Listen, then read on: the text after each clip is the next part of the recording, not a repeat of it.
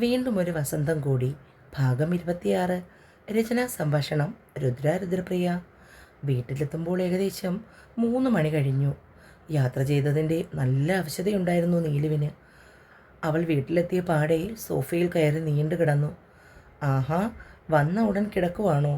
എന്താ പെണ്ണെ, വയ്യേ നിനക്ക്? ശിവ അവൾക്ക് അടുത്തായി കസേരയിലിരുന്നു. ഒരുപാട് നേരം കാറിലിരുന്നത് കൊണ്ടാണെന്ന് തോന്നുന്നു ശിവേട്ട, കാലിന് വല്ലാത്ത കടച്ചിൽ. അവൾ വേദന കൊണ്ട് മുഖം ചുളിച്ചുകൊണ്ട് പറഞ്ഞു. അവൻ സോഫയ്ക്കടുത്തേക്ക് നീങ്ങിയിരുന്ന് അവളുടെ കാൽ കൈവെള്ളകൾ കൊണ്ട് പതിയെ ഒഴിഞ്ഞു കൊടുത്തു. അത് കണ്ടുകൊണ്ടാണ് അമ്മ അടുക്കളയിൽ നിന്നും പുറത്തേക്ക് വന്നത്.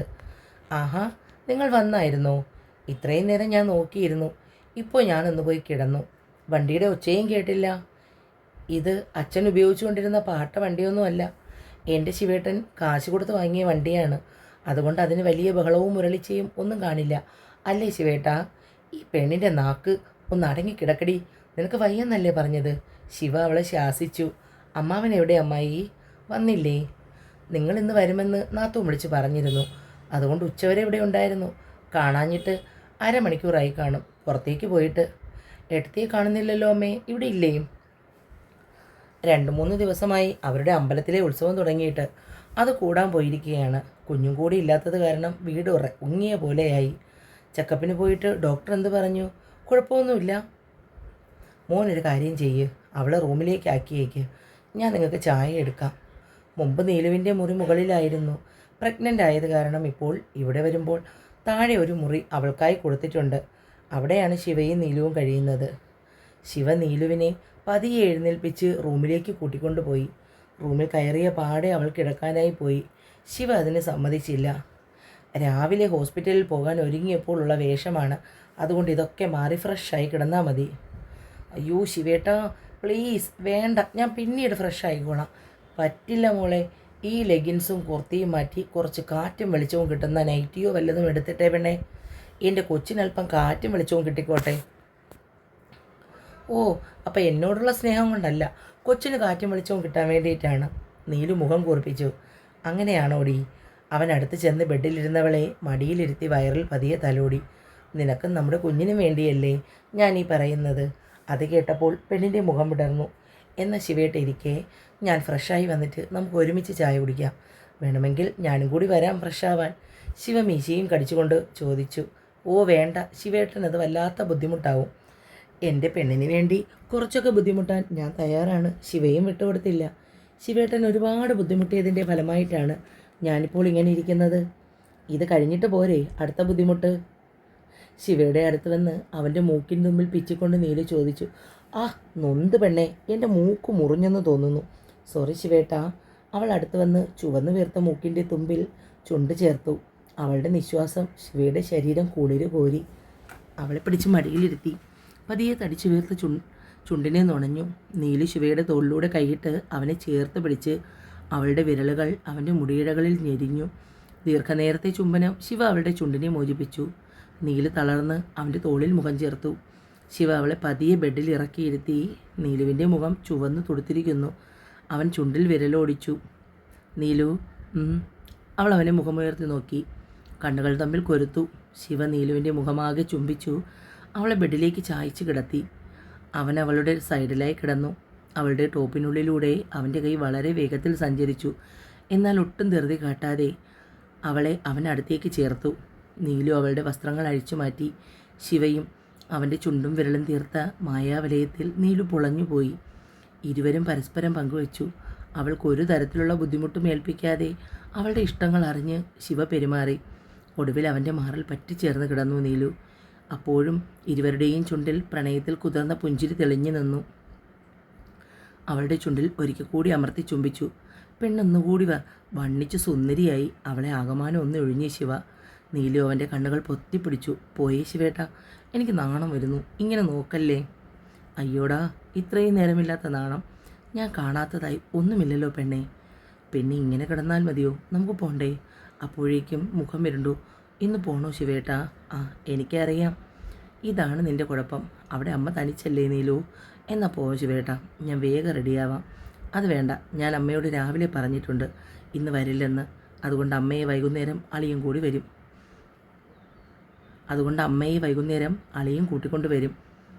നമ്മൾ രണ്ടും ഇനി 2-3 ദിവസം ഇവിടെയാണ് നിൽക്കുന്നത്. ആണോ? എന്നോട് പറഞ്ഞതേ ഇല്ലല്ലോ.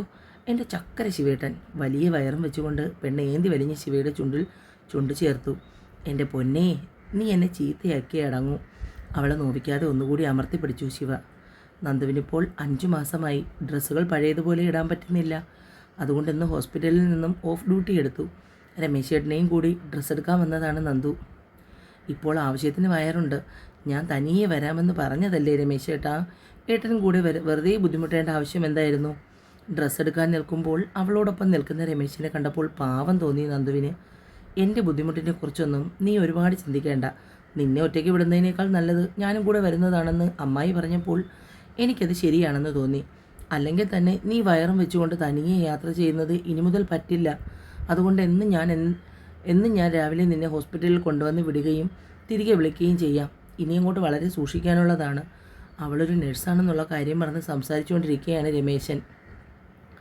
അയ്യടാ, സാറിൻ്റെ ഈ പരിചരണം കണ്ടാൽ തോന്നുമല്ലോ 10 ഗർഭിണികളുടെ പ്രസവം നോക്കിയ ആളാണെന്ന്. 10 ഗർഭിണികളുടെ പ്രസവം എടുത്തില്ലെങ്കിലും എൻ്റെ അനിയത്തിയെ ശ്രദ്ധിക്കാനുള്ള എൻ്റെ കടമ തന്നെയാണ്. നിന്ന് വാചകമടിക്കാതെ ഇങ്ങോട്ട് വാ പെണ്ണേ. ആവശ്യമുള്ള സാധനങ്ങൾ സെലക്ട് ചെയ്യാം. അവളുടെ കയ്യും പിടിച്ച് രമേശൻ മുന്നിലേക്ക് നടന്നു. മെറ്റേണിറ്റി വെയർ സെക്ഷനിൽ നിന്ന് കുറച്ച് ഡ്രസ്സ് നന്ദു സെലക്ട് ചെയ്തു. അതിനുശേഷം ഹോസ്പിറ്റലിൽ ഇടാനുള്ള ടോപ്പും ലെഗിൻസും സെലക്ട് ചെയ്ത് വെച്ചു. എല്ലാം കൂടി ബില്ലിങ്ങിലേക്ക് കൊണ്ടുപോയി. മാഡം, ഇനി എന്തെങ്കിലും എടുക്കാനുണ്ടോ? സെയിൽസ് ഗേൾ ചോദിച്ചു. ഉണ്ട്. മാഡം, ഇനി എന്തെങ്കിലും എടുക്കാനുണ്ടോ? സെയിൽസ് ഗേൾ ചോദിച്ചു. ഉണ്ട്. മെൻസ് വെയർ എവിടെയാ? അത് 3rd ഫ്ലോറിലാണ്. ഓക്കെ. നന്ദു രമേശൻ്റെ അടുത്തേക്ക് വന്നു. ഏട്ടാ, 3rd ഫ്ലോറിൽ പോകണം. ലിഫ്റ്റിൽ പോകാം, സ്റ്റെപ്പ് കയറണ്ട. 2 പേരും കൂടി ലിഫ്റ്റിനടുത്തേക്ക് നടന്നു. ആഹാ, ഇതിപ്പോൾ സദ്യക്കുള്ള ആളുണ്ടല്ലോ നന്ദൂട്ടാ. നമുക്ക് സ്റ്റെപ്പ് കയറി പോകാം ഏട്ടാ. അത് വേണ്ടടാ, നീ ഇങ്ങനെ ഇരിക്കുമ്പോൾ ഇത്രയും സ്റ്റെപ്പ് കയറണ്ട. നമുക്ക് തിരക്കൊഴിഞ്ഞു പോകാം. 2 ലിഫ്റ്റും ഫുള്ളാണ്. ഇത് ഒരുപാട് ലേറ്റ് ആവും ഏട്ടാ.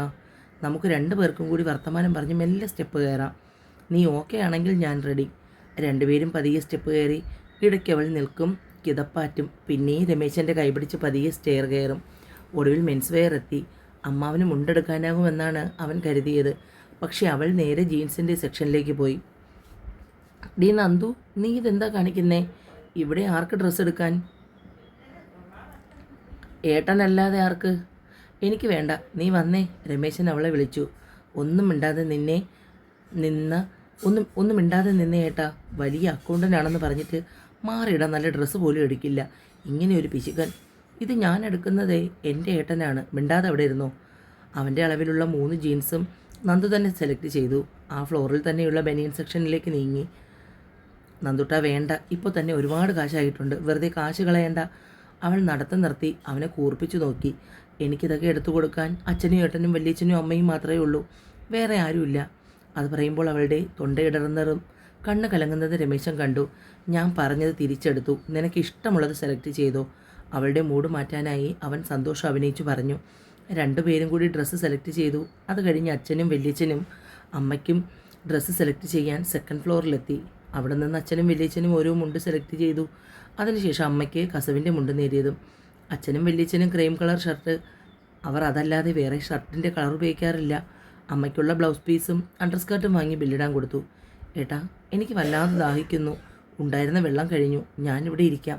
ഏട്ടൻ മുകളിലെ ഫുഡ് കോർട്ടിൽ പോയി കുടിക്കാൻ എന്തെങ്കിലും വാങ്ങി വരുമോ? ഇവിടെ ഇനി എങ്ങനെ പോയാലും 1 മണിക്കൂറെങ്കിലും ആകും. നിനക്ക് ക്ഷീണം ഉണ്ടെങ്കിൽ നമുക്ക് മുകളിൽ പോയി എന്തെങ്കിലും വാങ്ങിക്കഴിക്കാം. വേണ്ട ഏട്ടാ, എനിക്ക് കുഴപ്പമൊന്നുമില്ല. കുടിക്കാൻ എന്തെങ്കിലും മതി. ഞാനിവിടെ ഇരിക്കാം. ഏട്ടൻ പോയിട്ട് വാ. മോളെ, നീ ഓക്കെ ആണല്ലോ? രമേശിന് വല്ലാത്ത വെപ്രാളം തോന്നി. എനിക്കൊരു കുഴപ്പവുമില്ല. ഏട്ടാ, സമാധാനത്തിൽ പോയിട്ട് വാ.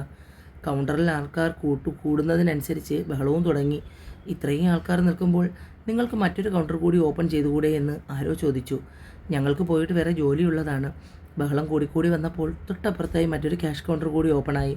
ആൾക്കാർ അവിടേക്ക് പോകുന്നത് കണ്ടപ്പോൾ നന്ദുവും എഴുന്നേറ്റ് ലൈനിൽ ചെന്ന് നിന്നു. 10 മിനിറ്റ് സുഖമായി തന്നെ ക്യൂ മുന്നിലേക്ക് പോയി. എന്നാൽ അടുത്ത നിമിഷം മുമ്പിൽ എന്തോ പൊട്ടിത്തെറി സംഭവിച്ചു. ക്യാഷ് കൗണ്ടറിൽ ഉന്തുതള്ളുമായി മുന്നിൽ നിൽക്കുന്ന ആൾ അപ്രതീക്ഷിതമായി പിന്നിലേക്ക് വെച്ചപ്പോൾ അതിന് പിന്നിൽ നിൽക്കുകയായിരുന്ന നന്ദു ശക്തമായി പുറകിലേക്ക് തള്ളപ്പെട്ടു. പിന്നിലേക്ക് അവൾ വീഴാൻ പോകുന്നത് കണ്ട് ആരെല്ലാമോ ചേർന്ന് പിടിക്കാൻ നോക്കിയെങ്കിലും അവൾ നിലതെറ്റി പുറകിലേക്ക് വീണിരുന്നു. തനിക്ക് ചുറ്റും എന്താണ് സംഭവിക്കുന്നതെന്ന് ഓർത്തെടുക്കും മുമ്പേ തന്നെ അവളുടെ കൈകൾ അറിയാതെ വയറിനെ അമർത്തിപ്പിടിച്ചു. പേടിച്ച് കണ്ണുകൾ ഇറുകെ പൂട്ടി. എന്നാൽ നിലത്തേക്ക് വീഴും മുമ്പേ അവളെ ആരോ താങ്ങി പിടിച്ചിരുന്നു. നന്ദു ഭയന്ന് വിറച്ചുപോയി. അവൾ അയാളെ മുറുകെ പിടിച്ചു. ആ ബലിഷ്ഠമായ കൈക്കുള്ളിലായിരുന്നു. അവളുടെ ശരീരം പൂങ്കുല പോലെ വിറച്ചു. കണ്ണുകൾ ഇറുക്കി അടച്ചാണ് നിൽപ്പ്. മോളെ, നന്ദു. ഒച്ച കേട്ടപ്പോൾ അവൾ പതിയെ കണ്ണു തുറന്നു. തന്നെ താങ്ങിയിരിക്കുന്ന ആ കൈകൾ ആരുടേതാണെന്നറിഞ്ഞപ്പോൾ അറിയാതെ അവൾ ആ മാറിൽ ചേർന്ന് നിന്ന് വിങ്ങിക്കരഞ്ഞു.